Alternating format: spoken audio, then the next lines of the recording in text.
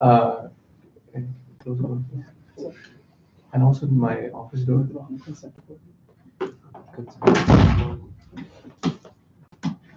You should all buy a copy of this book.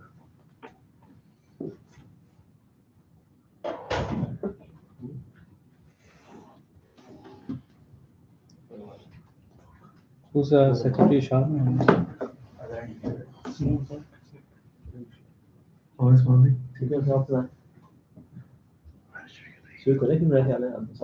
just waiting for guides for final confirmation and then we'll start. Technicality. We also actually I bought MacBook Pro just for this stuff. Okay. Live streaming. So the sub has it. I don't know where it is now. It's there. Yeah. There, okay. So we can use that too. So that is especially for live streaming because these bogs down. Because बात का हमारे पास access नहीं होती दफ्तर और जो चीज पड़ी हो ना उसको इसलिए कायसा अपना लेके आए हुए हैं कायसा ने ही लेके खरीदा अच्छा और ये अपना लैपटॉप भी लेके आए हुए हैं कैसे इसमें मेमोरी कितनी है there you go so it's not gonna work that it's gonna buffer so we have done all experiments it's gonna buffer but that's fine it's okay for experiment Bring the Pro next time. yeah we have a Pro it's sitting in office somewhere we can ask us how he will leave it outside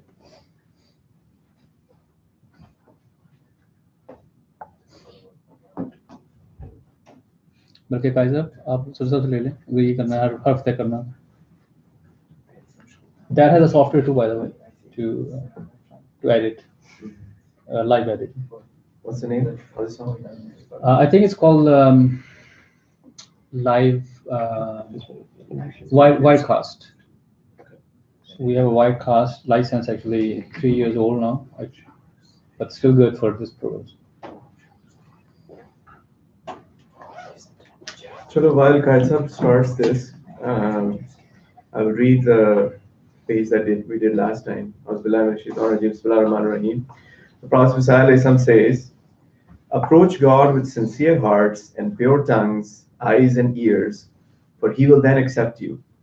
What God requires of you in the matter of belief is that God is one and that Muhammad sallallahu alaihi wasallam is his prophet and Khatamul Anbiya, the seal of the prophets, and that he is the greatest of them all. After him, there is no prophet except one who is cloaked in the mantle of Muhammad sallallahu alaihi wasallam by way of reflection. For a servant cannot be separated from his master, nor is a branch separable from its roots. Thus, one who completely annihilates himself for his master is bestowed with the title of Nabi or prophet by God. Such a one does not break the seal of prophethood. When you look into a mirror, although there seems to be two, in reality there is only one. The distinction exists between that which is real and its reflection. Such is the will of God with respect to the promised Messiah alayhi salam. This is also the secret behind the saying of the Holy Prophet sallallahu alaihi wasallam when he stated, the promised Messiah will be buried in my grave, meaning he and I are the same and completely identical. So Khatamul Anbiya, everybody understands? Huh? Kya hai Khatamul Anbiya? When we say seal, what does it mean? Anybody? Then I'll go. I think maybe I can give it a try. I think all the prophets who have come, they are being or something. So the prophet system, please. I forgot, I guess. No, finish your thought. So Prophet Muhammad sallallahu alaihi wasallam, he how do you say that? What does seal mean in English? He approved something or according to? Huh? Approved? Right? You're on the right track. According क्या to, होता है? according to? Approval, authentication. Huh? Right. So he authenticates of all. How do you approve or authenticate something? You stamp it. Seal. Okay? That's where the word seal is coming from. So normally what you do is, or at least, I don't know how nowadays is different, but in the old days, they used to take a letter and seal it with a stamp. So it would be used with a ring, and they would stamp it, and that would close the envelope as well, and would have the stamp as well. The stamp itself, I think they use wax, huh? To candle wax, right? Candle wax. To close the envelope and to put a seal on it, to put that stamp on it, which would mean that this is coming from the right authority, right? That's the whole point of. The kings used to do that, and somebody came to the Holy Prophet ﷺ and told him that he should also do that. When he's sending these letters out, when he decided to send those letters out. And so he made a ring with the words Muhammad Rasulullah written on that ring, which we still have how it was done. We have the design, and he would put that seal on the letter. And so that seal would also close a letter. So the word khatam, it has both literal meanings and implied or figurative meanings, right? Literally, it means a stamp. Right? It means stamp. It means stamp of approval, stamp of authentication, whatnot. Seal, better word. It's a seal. Stamp goes on top of seal. So. No, stamp is the meaning of the word khatam. According to the dictionary, according to the lexicon, the word khatam means stamp. Yeah. But there are implied meanings as well, and one of the implied meanings is to close something, to bring something to an end. Those are also implied meanings that go with the word khatam. Anyways, this is don't want to get into too much into it. But what the Prophet ﷺ is saying here is that the Holy Prophet ﷺ is the Khatamul Anbiya. He is the one who authenticates. I mean, if you want to know if the past prophets were true or not, we see that through the Prophet Muhammad ﷺ. He is our window into the past, and he tells us he's a standard bearer. He is the standard. He is the authority on all prophets. If you want to know if someone is true or not, he's the means to do it, and that means also applies to the promised Messiah. So through the Holy Prophet ﷺ, we know that the promised Messiah, Mirza Ghulam Ahmad alayhi salam, is also true, because it is not possible that someone makes a false claim to prophethood. Right? Someone starts saying God speaks to me, and God is not speaking to him, and then survives for a period longer than 23 years, for instance. How is it possible that the Holy Prophet ﷺ is a true prophet? His prophethood lasted 23 years, and here comes a false prophet, and his period is going for 30 years or 40 years. It's not possible. Allah does not do that. Allah will not confuse us like that. So when we look at Mirza Ghulam Ahmad alayhi salam, his earliest prophecies are in the late 1860s, right? 1860s is the earliest, but let's round it off. Let's put 1870, right? From 1870 to 1908, right? That's more than 30 years, right? So it's not possible that Allah would allow someone who's false to last that long. And we're talking about, not about prophethood, we're talking about from the first revelation till the last day of his life. Same with the Prophet Muhammad sallallahu alaihi wasallam. From the first time he had the revelation, Iqra bismi rabbika allazi khalaq, all the way to the last day of his life. The other thing that the Prophet Messiah mentions here is reflection. So he says, there is no prophet except one who is cloaked in the mantle of Muhammad sallallahu alaihi wasallam by the way of reflection. By way of reflection.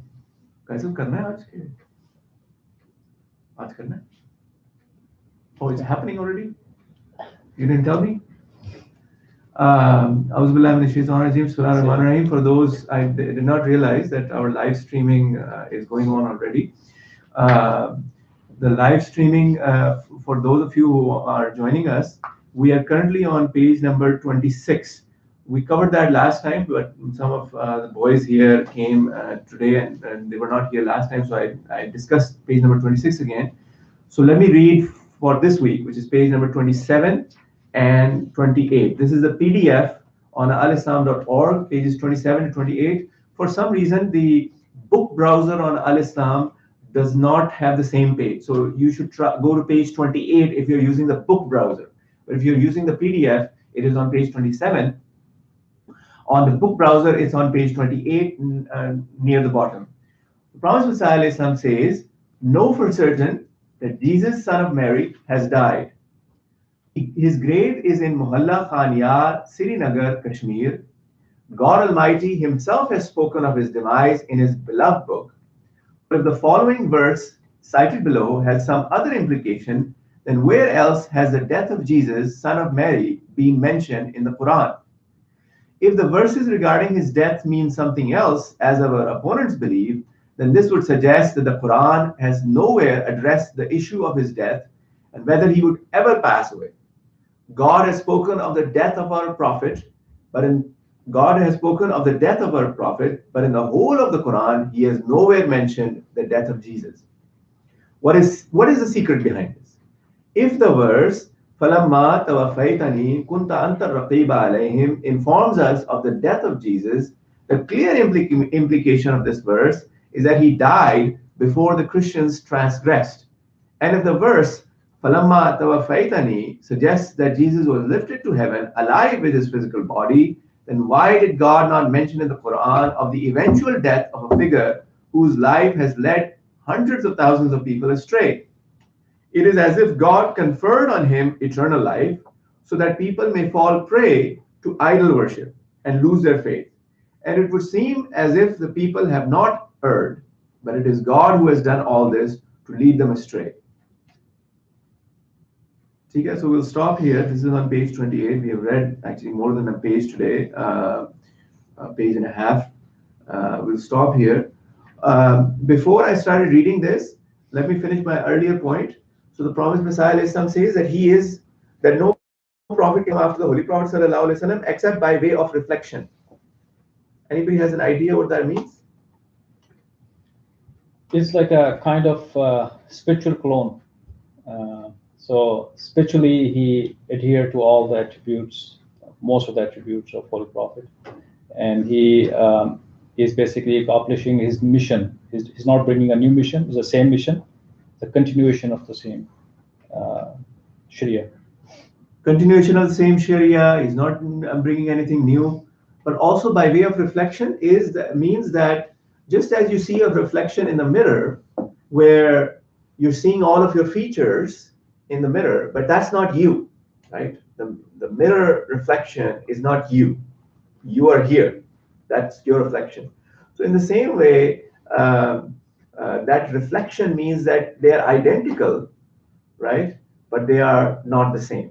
Like physically, obviously, they're not the same, right? It never happens that physically a person returns. You see, at the time of Jesus Christ, Islam also, the Jews were waiting for the physical return of Elijah. The Jews, even today, if you open the Bible, regarding Elijah, it says that he was taken up in a chariot of fire into heaven. And they expected him to come back. So the Jews were waiting for the return of Elijah, and then the coming of Jesus Christ, the Messiah, and then the coming of the prophet, as they called him. Right? The prophet also has to come. So they were waiting for three individuals. How this was fulfilled? This was fulfilled when Hazrat Yahya, John the Baptist, salam, came. He was the fulfillment of the second coming of Elijah. So when people came to Jesus Christ and they asked him, "Who are you?" and he explained, "Are you Elijah? Are you the prophet? Are you the Messiah?" And Jesus said who he is, and then they're like, "Well, we can't accept you as the Messiah until we have the return of Elijah." And Jesus told them, he said, the return of Elijah has been fulfilled in John the Baptist, right? So that spiritual fulfillment happened with John the Baptist, then Jesus the Messiah, and then Prophet Muhammad sallallahu alaihi wasallam. So now what has happened is that Mirza Ghulam Ahmad alayhi salam has come, and he is the coming of Jesus Christ, quote unquote, in the spiritual sense. He's the Messiah, and we talked about it two classes before, that there's the disposition of Moses and the disposition of, if I'm using the right word, Prophet Muhammad sallallahu alaihi wasallam, and how they're similar. Prophet Muhammad sallallahu alaihi wasallam is similar to Moses alayhi salam, and Mirza Ghulam Ahmad alayhi salam similar to Jesus Christ. And Mirza Ghulam Ahmad alayhi salam came 1400 years after Prophet Muhammad sallallahu alaihi wasallam. Jesus Christ came 1400 years after Moses alayhi salam. Now, this begs the next question, which I was asked today. Also, I was in the university doing some tabligh by the grace of Allah, and the same question comes up. Somebody said, really, you believe in the coming of Jesus? I was like, yes, but in the metaphorical sense. So he's not physically coming back. Well, why do you say that? Doesn't it say in the Quran that he's coming back? He was lifted to heaven. So a lot of non-Ahmadis are stuck on that term where it says, "Bar rafa'ahu Allahu ilayh." Allah raised Jesus to himself. So they think that that is a physical ascension, right? First of all, the very first problem with this belief is that how can someone physically rise to God? God is not a physical being. If he was a physical being, then you would say point A to point B. For us, we are all physical beings. We go from point A to point B. You came from your home to this class because you're a physical. But when you're talking about God, he doesn't have any physical body. Where is Jesus going to go? So it's all spiritual.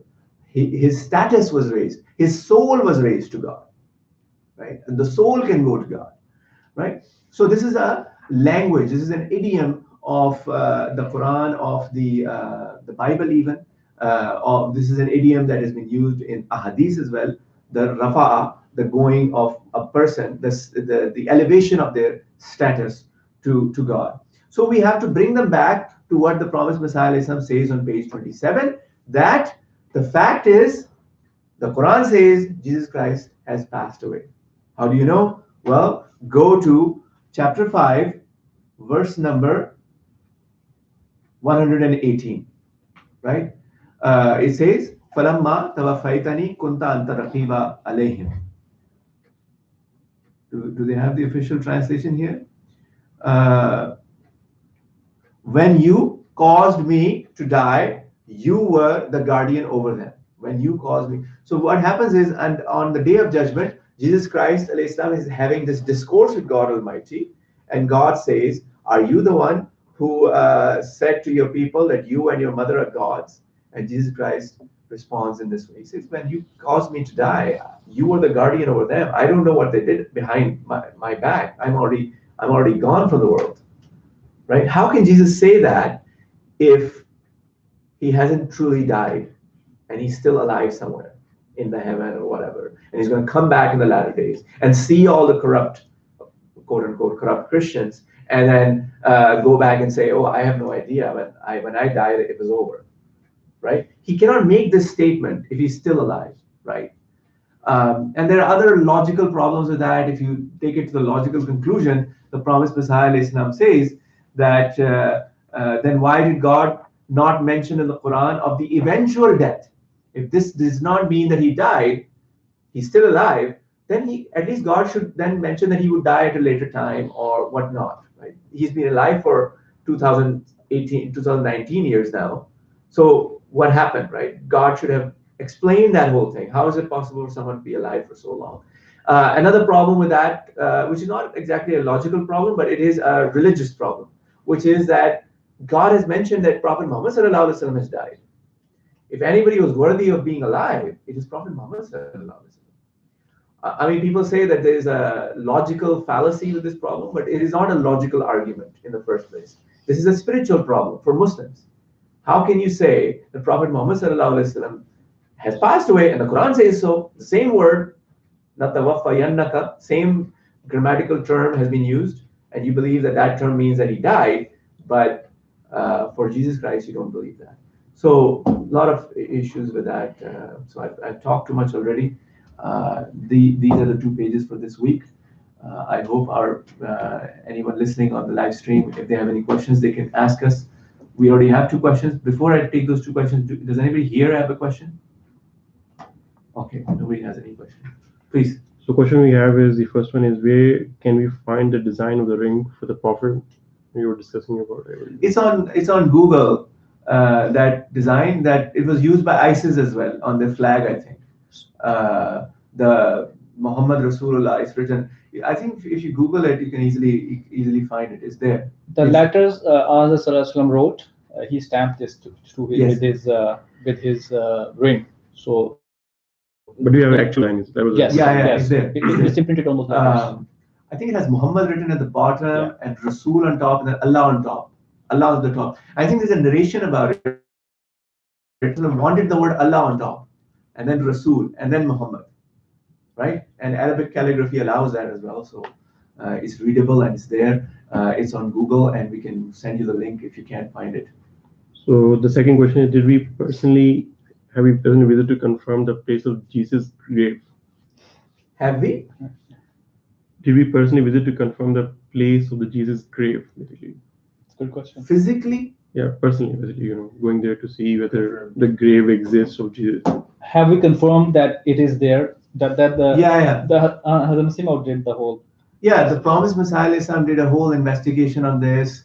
And if you look at the book Jesus in India, Masih Hindustan mein, he actually located the tomb of Jesus. Srinagar, Kashmir is where he's buried.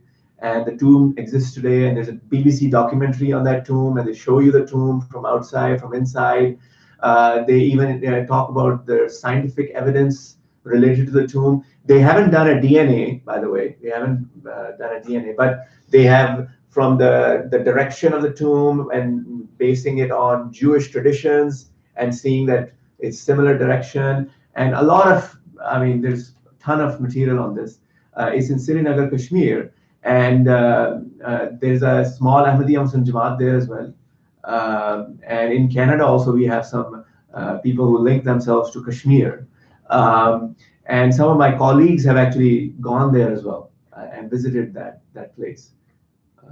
If you're a Pakistani citizen, not recommended. Because I had a Pakistani passport, I didn't choose to go there. Some of my friends who had other passports, they actually went there and saw the tomb for themselves. I guess purposely the question was like, do we have seen somebody has confirmed the grave is still there, the physically presence, like somebody has say, I don't think they have actually dug into it and obtained DNA evidence. I don't think they have gone that far, but the tomb is there, and Yuz Asaf is written, and then Yuz Asaf is the name of Jesus. Yeah. So it's a very interesting fact that Hazrat Masih Maud did the research. There were tales before Hazrat Masih Maud, but he was the one who confirmed it. He sent people, did a research article, attestation by people. He did the whole research thing. Now, recently, 2-3 years back, some Jews started going there, tourists. And Indian government got concerned about it, why so many tourists are visiting Kashmir, because Kashmir is a hard thing for India. So they sealed it. So they say until pending investigation, it's not open for tourists. It might actually be a good thing, yeah. Because if they have sealed it, then it remains preserved, and the government can remain concerned about the tomb. And like Mazhar Sahib said, I think it was Hazrat Hakim Maulvi Nuruddin Sahib, who was one of the people who went there, because he's also from Kashmir. He went there and he did the investigation also. So it took many years actually for them to do the research and so if you open Jesus in India, the Promised Messiah Islam gives evidence from the Quran, evidence from the Ahadith, evidence from the Bible, evidence from medical records, evidence from historical records, and he has actually categorized everything and given all the details and references that point to the fact that he is buried there. But does the Bible say that you'll be going towards India, or is there some way indications? The Bible has indications. The Bible does not have Jesus Christ clearly saying that I'm going to India. But the Bible has indications. For instance, Jesus Christ says, I have been sent to the lost tribes of Israel, or the lost sheep of Israel. What that means is that there were only a couple of tribes who were, so Israel, the Jewish people, are divided into 12 tribes, right? And apparently only a couple of tribes, or the most prominent 2 tribes, were actually in that Palestine area, when Jesus Christ came to them. So his message was for the other tribes as well, and he had to go through to those other tribes as well. Those tribes, lived in different parts like Afghanistan and India, northwestern India. They had settled there. When did they settle there? They settled there during the exile. If you know Jewish history, at one point in the Jewish history, there is this. There was an Assyrian Empire that took a lot of Jews and transported them towards Syria, Iraq, present-day Syria, present-day Iraq.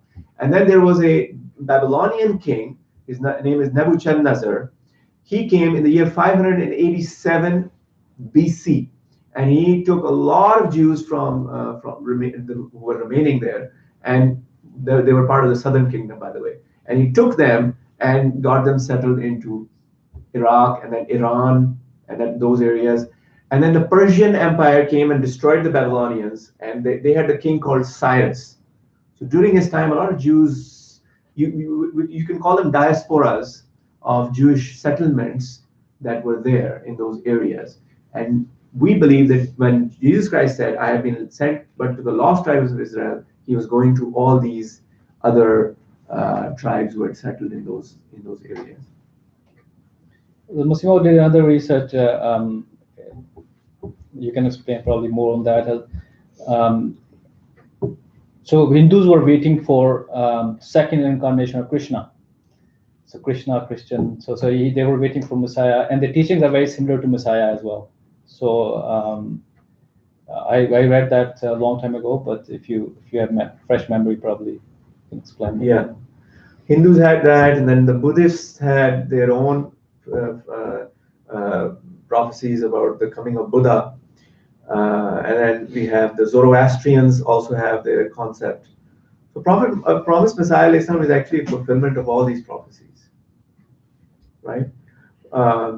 But anything other than that from what we have read, so that if not, then we can end the live stream. But if you have any question from what we have read, no questions. Okay, Jazakallah to those brothers who have joined us on live stream. We will continue next time from page 28.